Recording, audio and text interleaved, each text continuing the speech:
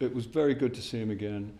As always, he was gracious and welcoming, and when I saw him in the makeup for the first time with his beard and the whole thing as Eugene Smith, that was very impressive and very encouraging, because he thought, oh yeah, this whole thing might just work.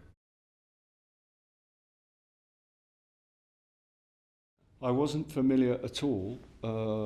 I may have seen photographs without knowing whose they were. I was an avid reader of Life magazine. When I was young, it was like the big magazine. And it was always exciting, not least because the photographs were always so great. But I didn't actually know about him, and I didn't know about this story before I read the script. Well, Robert Hayes, in the end, in the original script it was Robert Hayes.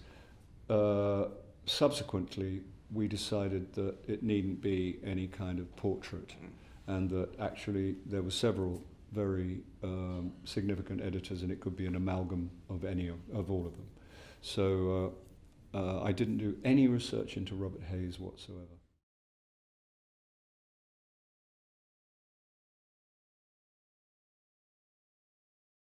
That's of great interest to me, yeah, because as you say, it is the most powerful tool for good or for evil, and it's great to tell a story where people are responsible and do try and speak truth to power.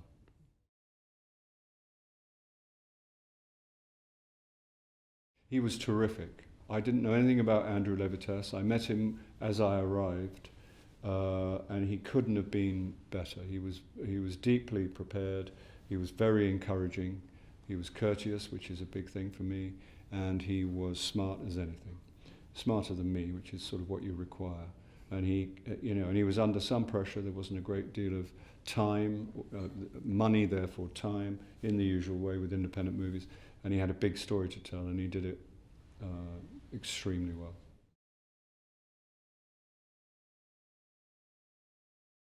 Well, I was playing American, so I was quite concerned to get that right. I've done it a couple of times, but not in any significant way, not in any substantial way. And also, I was working with a director from New York, who's, he now tells me that I remind him of his father.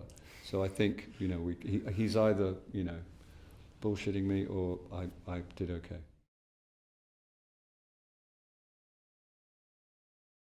Well, not in any profound way. I mean, you just go to work. I was actually in Belgrade, and Japan was Montenegro, but it was quite helpful to be within that small, within the location, which was my office, and for all of my stuff to be in there. I quite liked that feeling of operating simply from there. Well, there's one scene in my bedroom, but I don't think it affected me at all, except I was jealous that they were all going to, as it were, Japan.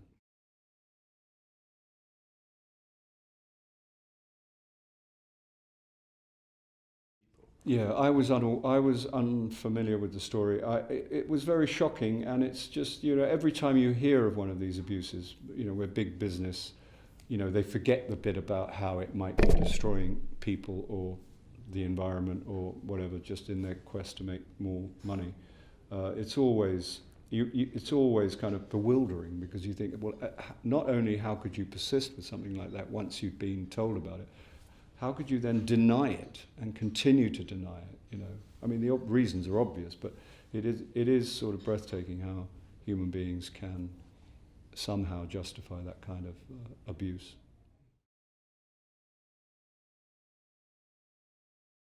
I haven't seen the film. I never watch the film. I just because it undermines me, and I have to go to work again. So I try and do nothing that's going to make things, more difficult. ジョニー・デップが日本を描く Dumping that toxic waste into the sea. 水俣病の惨状を世に知らしめた写真家ユージン・スミス。 To fight your fight. キャリアのすべてをかけて伝える世界への警告と希望の光。 Focus on what you want to say. 水俣。